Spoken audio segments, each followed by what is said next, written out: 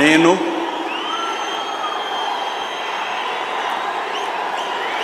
నారా చంద్రబాబు నాయుడు అనే నేను శాసనం ద్వారా నిర్మితమైన భారత రాజ్యాంగం పట్ల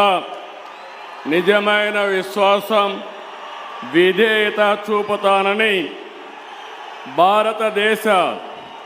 సార్వభౌమాధికారాన్ని, సమగ్రతను కాపాడుతానని ఆంధ్రప్రదేశ్ రాష్ట్ర ముఖ్యమంత్రిగా